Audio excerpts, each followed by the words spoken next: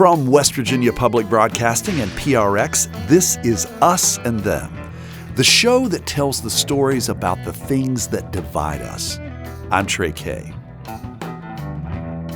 There are plenty of factors that divide people in America. Politics gets the lion's share of the attention. But consider the other things that categorize and define us: race, income, age, health, and yes, gender. The vast majority of adults in the U.S. think that men and women are guaranteed equal rights in the Constitution. Not true. You see, the white men who drafted that document never considered women part of we the people. And the Equal Protection Clause in the 14th Amendment provides far less protections for gender than it does for the other protected categories, such as race, religion, or national origin. In this episode, we're going to talk about the nation's gender divide. My guest is Jill Hasday, a law professor at the University of Minnesota. She's just published a book about women's struggle for equality. And I wanted to know why she called it We the Men. It took me a long time, just to be, perfectly candid, it took me a long time to come up with a title. What I like about We the Men is that our Constitution famously begins, We the People. It's definitely the best part of the Constitution. It's all downhill from there. And the Constitution purports to speak in the name of the people. We the people is the beginning. Right. We the people is literally the first thing it says. We the people. And the Constitution purports to speak for the people and to be about the people and to empower the people to govern themselves. And unfortunately, that's never been true in American history. Certainly, everyone who is behind the Constitution is actually a man. But more generally, as the subtitle of my book talks about, I think that women are systematically forgotten in America's dominant stories about itself, and that forgetting actually helps perpetuate women's inequalities. Sometimes women are forgotten even when people tell stories about women. So how did women get progress? Men just decided in their genius one day sitting around to give it to them, as opposed to the reality where women and, male allies had to fight against enormous resistance. It wasn't just this matter of spontaneous enlightenment. And then the second kind of forgetting I talk about is forgetting that there's still work to do. So I think everyone who lives in 21st century America has heard people say, sex equality is a problem of the past. But one of the things the book shows is that people have been saying that since even before the 19th Amendment, quote unquote, gave women the vote. It's kind of interesting. Before I read your book, I kind of hate saying this, but I think that I might have been one of those who thought, well, women do have equal rights, mostly. But I guess my question is, somebody who basically assumes that women have rights, can you give me some examples of where that assumption would fall short? Yeah. So first thing I want to say is, kind of the point of my book is that these are dominant narratives that can shape us, even subconsciously. So I think we all, me too, we tell ourselves I remember growing up, being a little girl and thinking, literally, sex discrimination is in the past. Right. There'll be no obstacles, and the world is my kingdom. And it's not that there is some power in that, right? This idea of the world is my oyster and I can do it. But it's not 100% accurate. So I'll give you an example. Since 1963, federal law has prohibited unequal pay. So before 1963, it's perfectly legal to pay women less for the same job. The 1963 Equal Pay Act says that's illegal. So that's an enormous advance, and I would never diminish this enormous advance. It's fought for years. But it's still the case that the average woman makes less than the average man, and that wage gap has basically been steady for the last 20 years. Why is that? Well, because it turns out that a very important piece of progress is just the first step. So, for instance, employers can still pay a woman less for doing the same job if they can cite the fact that she was paid less at her previous job as an excuse. So I'm not saying that there hasn't been progress, because that among other things, disrespects all these advocates who won all these things. And I don't want to do that. But the idea that it's done is freezing the status quo at a point that's just, it's unequal. In many ways, I kind of feel like that the conversation is that, yes, that it's done, and let's stop talking about it. And why are you, stirring up conflict? Your book argues that America needs more conflict over women's status than less. And I guess I'd like you to explain how you think conflict can drive progress. Okay, thanks for that question. I appreciate it. I do think that a dominant story we tell about women is not only that progress has been achieved, but also that it was achieved through consensus. It's easy. Everyone agrees. It's a very happy story, but it's just not accurate. The 19th Amendment takes 72 years between when the first Women's Rights Convention demands female enfranchisement and when it's finally ratified in 1920. And the short answer for why it takes so long is there's just enormous, even violent opposition. I mean, there's literally violent mobs outside the White House beating up women as the police watch. There's blood on the streets. I think we have this idea of like women in parasols and it's all very dainty. It's just not the way things happen. So consensus has never produced progress for women. All of these achievements have been they've been very hard fought because they tend to encounter a lot of opposition. You do know that the name of our show is Us and Them, and not us versus them, but us ampersand them. I'm just curious, like with that in mind, how is this story an us and them story? I mean, one of the ironies of the book is it's not, although it's we the men, meaning that there's a lot of women in it, but there's also a lot of men, right? There's a lot of people pushing for equality and there's a lot of people pushing against, and I'm telling those stories simultaneously. So I don't think the lesson is, feminists are right about everything, anti-feminists are wrong about everything, but that we can understand that this struggle is actually central to American history and that we can learn a lot from knowing about it. I would think that to many people who would consider reading your book or even just hear this interview, they would say, oh, she's, just got a feminist agenda.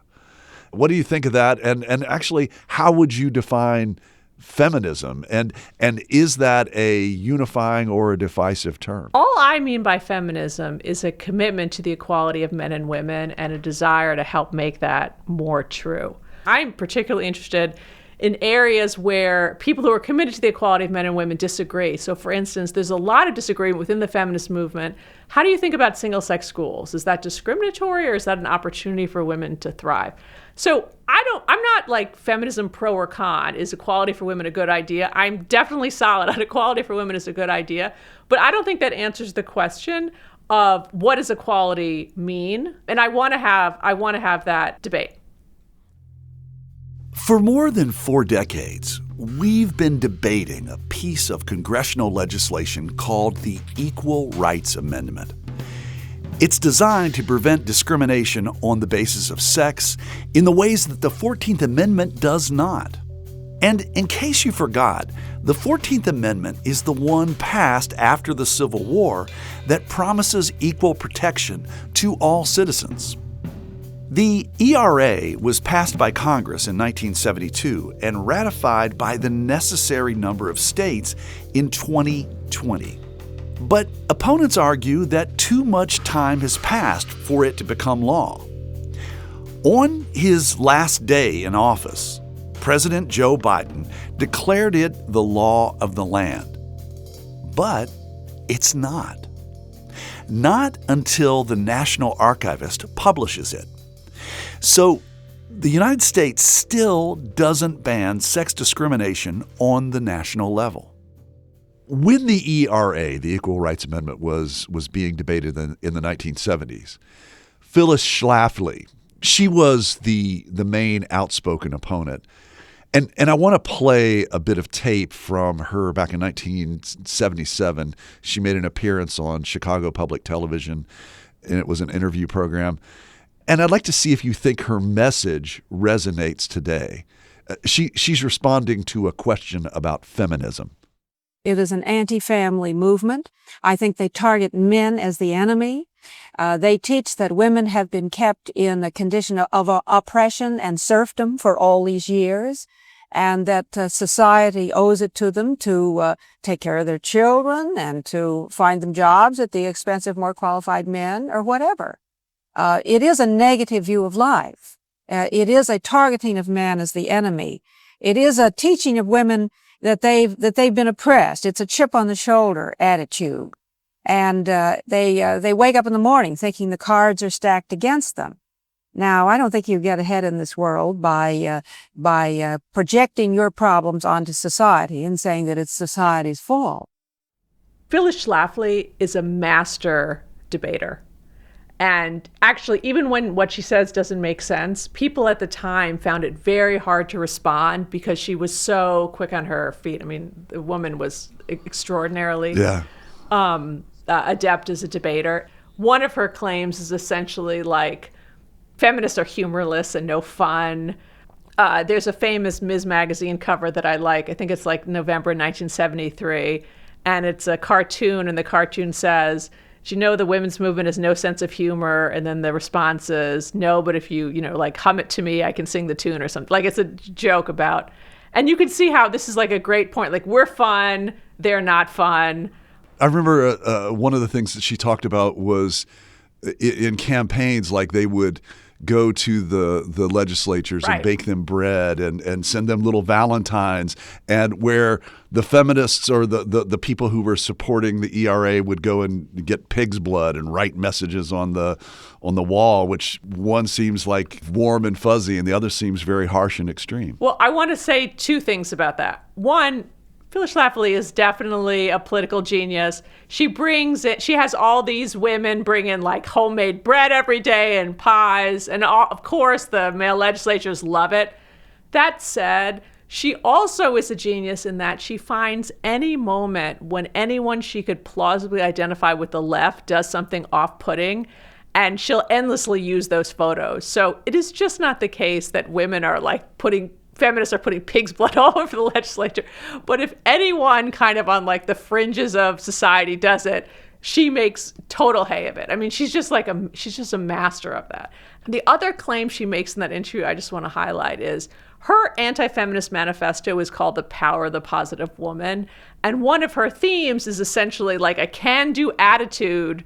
You have literally like women have what's stopping them is not having a can-do attitude, which I think is a very American story. Think about the Horatio Alger stories. Like, all you have to do is work hard and you can succeed. And you can see why that's appealing. But I guess what I don't like about it is the flip side of what she's saying is, if you didn't succeed, the reason is you didn't have that can-do attitude. You didn't try. When you actually say, for instance, look at cases that are brought of sex discrimination, these are women who like worked themselves to the bone. They had tons of can-do attitude, but they didn't get that promotion anyway. You can't like positive energy your way into success necessarily. Feminists also pointed out, which, I mean, I don't think this is the only thing to say about Phyllis Schlafly, but it's a point to make. She had an extraordinarily privileged position. She married a very wealthy lawyer who shared her far-right views and basically financed her whole operation. And then she also did fundraising. So her kind of sunny outlook, like everything was great for her.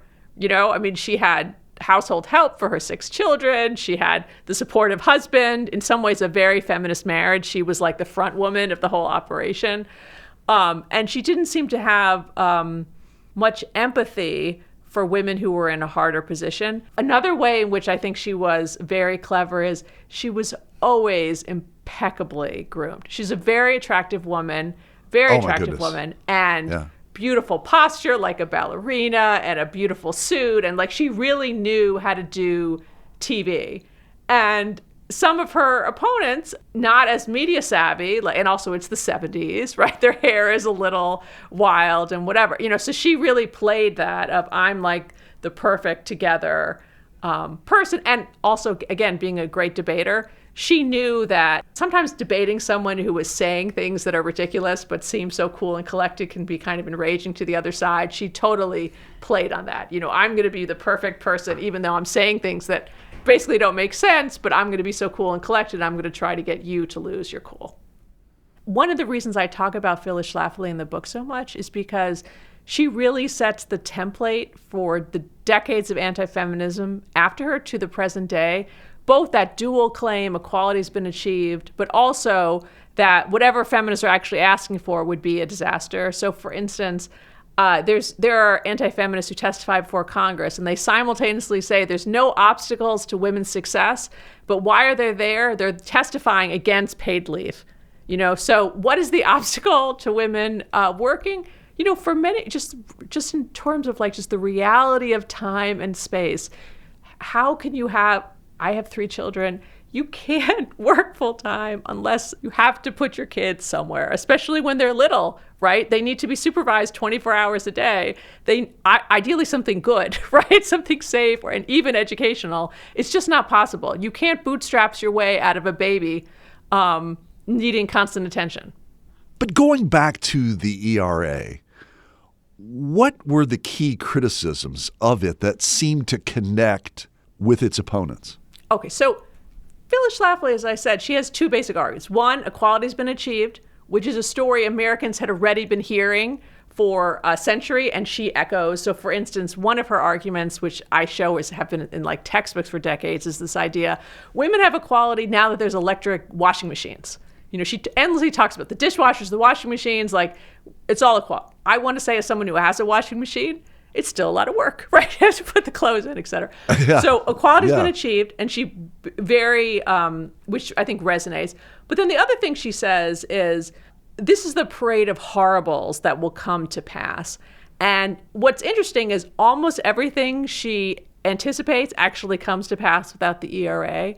So she says same-sex marriage will happen if there's an ERA. Because she says women in the military, which there's still male-only registration, but there's no combat exclusions. She says housewives are going to do terribly at divorce. Totally right. And by the way, feminists fought that. They didn't want that to happen. But so she has this parade of horribles, and it resonates with people who, even if they're committed to equality in a very general sense, actually don't want change.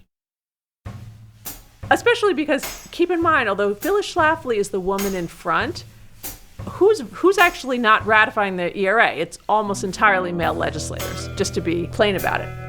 Jill Hasday acknowledges the ERA has little to no chance of passing with Donald Trump in the White House. But she still hopes it will one day become law. Ratifying the ERA would be, I think, just an important symbolic moment of recognition. Women are central to the Constitution. We're not an also-ran.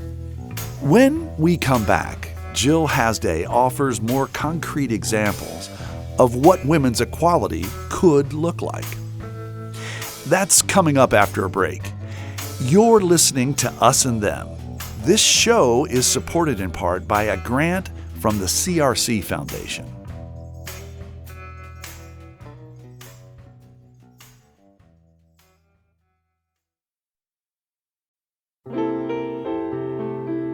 Music lifts us up and brings us together, even when we can't get together in person. Mountain Stage brings you live performances on the air, online, and in our podcast. They remind you how it feels to be in a live audience listening to live music. This is Larry Gross, host of Mountain Stage. Find a link to our stations and our podcast online at mountainstage.org.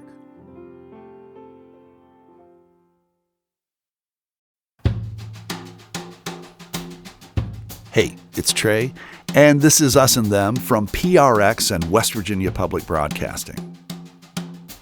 As the United States prepares to celebrate the 250th anniversary of its founding in 2026, our nation is still a work in progress. We struggle with racial and economic disparities. It may be even harder for those fighting for equal rights to come together and push for change that truly lifts everyone up. Jill Hasday is a law professor at the University of Minnesota. Her new book, We the Men, looks at how sexism affects our laws, policies, and everyday life. Hasday says American leaders, primarily men, have spent more than a century proclaiming we've left sex discrimination behind. She would like more attention on the contributions of half the population. I have the 250th anniversary definitely on my calendar, and I think it is this really important moment when people are actually listening. There's going to be so many speeches about what is America, what is American history. The centennial grant tells the story of this is our moment of coming to our manhood as a nation, and he tells the story of the founders established self-government. And of course, there's a way in which that's true, but it is also the case that most Americans were denied self-government, and I want that to be part of the story of the founding. 100 years later, Reagan is basically saying the same thing. So my hope for the 250th anniversary of the nation is that we tell all the parts of the American story, both the tremendous advances of the founders, but also the limitations and how we're still working towards that American promise. And to me, that's not a sad story. That's a story of we can all be part of that democratic project. It wasn't completed in 1776. So women are half the population. We deserve to be in those stories just as much as men. As you say that, I think of Frederick Douglass saying that power concedes nothing without a demand. And I feel like that's, in many ways, what you're talking about here, is that things have not changed for women without women making a demand and actually fighting fervently. Yeah, thanks for bringing up that quote. I think there are a lot of parallels between struggles for racial justice and sex equality. And obviously, there's a lot of overlaps between race and sex discrimination. I do think our cultural narrative is more open to the idea that we get racial progress through conflict. Among other things, we have a civil war. So I think people realize, the way you get racial progress is through conflict. Whereas we tend to have a social kind of a story that, no, women's equality is achieved through consensus. No one thinks the civil rights movement was people marching with parasols, right? Everyone knows about the fire hoses. And that's like kind of, I think, part of our cultural narrative that There's a lot of conflict and some of it is quite violent. But our story about women's struggles kind of erases that violence, which erases violence against white women, like the white suffragists being beaten up outside the White House, but also it kind of renders invisible African-American women. So I talk in the book about Fannie Lou Hamer, who's this amazing advocate in 1960s Mississippi. Right. She's a sharecropper. She's becomes involved in political advocacy at like 43. So for everyone looking for like a midlife moment to redirect your life, she's a great inspiration. And eventually she's almost beaten to death in a Mississippi jail. But even before that, it's like an endless series of very brutal opposition. And I think our story, again, of like women are always treated with kid gloves is very much a story that implicitly assumes white women. No one would ever tell the story of Fannie Lou Hamer's life and talk about being on a pedestal. Well, what difference do you think it would make if women had been fully included in the stories that Americans tell about themselves from the very beginning? I think there's both practical but also sort of symbolic and emotional aspects of it. So one thing I talk about in the book is women's exclusion from commemorations. Just think about walking through a public park on your way to a government building. Without kind of even consciously thinking about it, I think most people would envision a statue of a man on horseback. And then they're walking into a government building. If they look up, there's going to be a man's name. People assume that the reason there's so much more commemoration of men is, well, no one thought that there should be statues of women. That's like a recent idea. But one of the things the book shows is actually there's vicious fights over trying to get statues and other memories of women. And the reason we don't have more of them is there's been just tremendous opposition. Can you tell me one of those stories? Yeah, so I'll just do an example that's still in the news today. Donald Trump's election obviously is going to have a lot of practical consequences, but one consequence is that Harriet Tubman is probably not going to be on the $20 bill. Harriet Tubman is like a real-life superhero. She escapes from slavery. She ultimately helps about 300 other enslaved people escape. She becomes a Union spy, scout, and nurse during the Civil War. She's just an extraordinary woman. There had been some online polls that she won where they asked people what woman would you like? Anyway, the Obama administration names Harriet Tubman. At that moment, Donald Trump is running for the Republican nomination for president, 2016. The next day, he denounces it as pure political correctness. He says it's ridiculous. He suggests maybe we'll put Harriet Tubman on the $2 bill. But it also seems as though really in many ways what some Americans want is there to be a heroic narrative to the people that we put up on statues and put on our currency. And I'm wondering, is part of the narrative that women are not seen as heroic the way that, I don't know, somebody like Ulysses Grant or George Washington or something like that? Is that part of the mindset? I mean, maybe, but if you're looking for a real life hero, Harriet Tubman is it. I also think it's not either or. In the book, I don't advocate taking down male statues.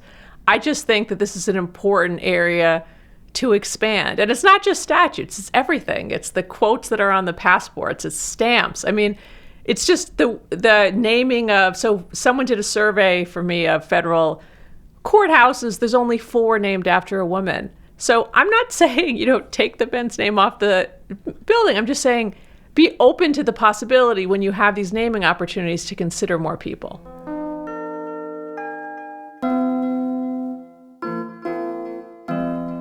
Do you think that presently, now, today, publishing the ERA into law, is that still possible? And if it is, why is it important to keep fighting for it? I think it is still. I mean, I don't think the current Congress is going to pass a statute recognizing the ERA, and so I'm not holding my breath certainly for the next 2 years. But right, in my mind, there's no deadline on Congress recognizing the ERA. And as I said, the Supreme Court has never denied recognition to an amendment that Congress accepts.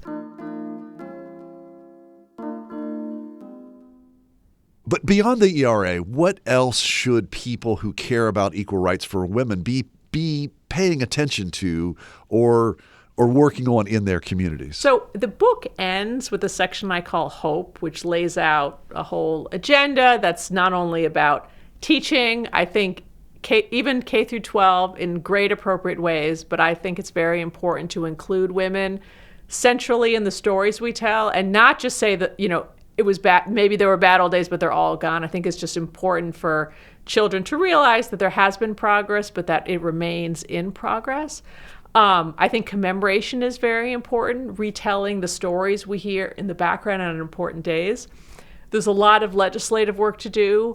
I think the ERA is important, but actually the book ends with what I call everyday life, which is I think we all have an opportunity to change minds in our own community. And I don't mean like standing on a soapbox and like lecturing your grandma.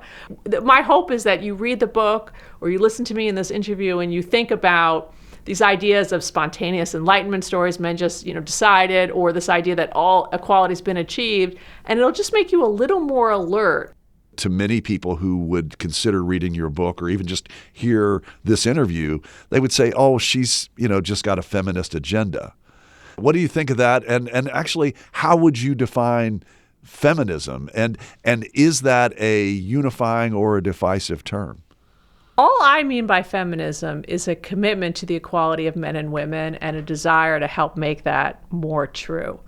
I think one of the moves that Phyllis Schlafly, for instance, patented is she said that you can only be a feminist if you believe everything that this particular person says, and if you have any disagreement, you can't be a feminist. I just think that's not true. And in fact, I'm personally particularly interested in areas where people who are committed to the equality of men and women disagree. So for instance, there's a lot of disagreement within the feminist movement. How do you think about single-sex schools? Is that discriminatory or is that an opportunity for women to thrive? So I'm not like feminism pro or con. Is equality for women a good idea? I'm definitely solid on equality for women is a good idea. But I don't think that answers the question of what does equality mean? And I want to have that debate. Well, here's a question for you. Would the world be better off if there were more women in leadership positions? So I'm not arguing that all women think one way or all men think another way and, women are better than men. I just don't think that's true. But I do think that people's life experiences necessarily shape what they think and do. And from that perspective, I think our government would be enriched if we only have about 30% of Congress is female. We never had a female president. I just think not only in terms of people's ability to dream as children, but just that our government would be enriched by more life experiences. Is the quest for gender equality the point of the book, or is it that we need to elevate the importance of accurately telling the story of the role that women have played in the shaping of our nation? Well, the subtitle of the book is How Forgetting Women Struggles for Equality Perpetuates Inequality. So I'm interested in it as a historical matter, as a legal scholar, that I think the stories that courts and journalists and politicians tell are inaccurate. But for me, what really drove me to write the book is I think these stories are not only inaccurate, but that they have practical consequences. They lead people to make decisions. If you think equality's been achieved, you're less likely to support just upsetting the status quo. And I just think that's really important for people to recognize and just see that move. And then it's also an opportunity, I think, for me to lay out what I see as the unfinished agenda for women's equality.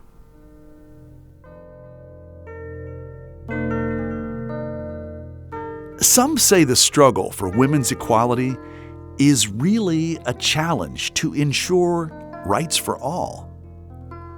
I think my guest, Jill Hasday, would agree with the author, political activist, and feminist Gloria Steinem, who once said, racism and sexism can only be uprooted together.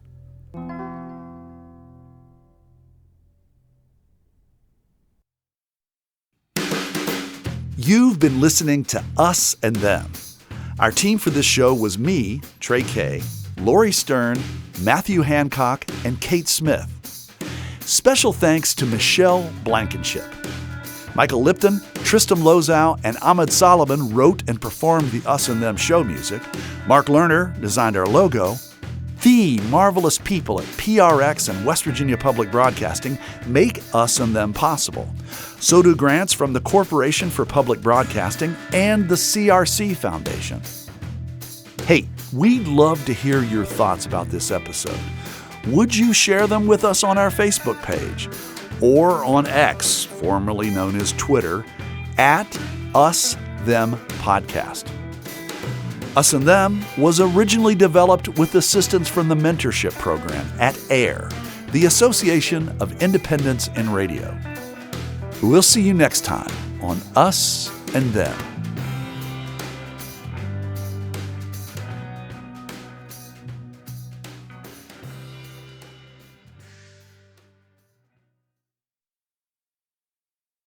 Support for this podcast comes from the Corporation for Public Broadcasting.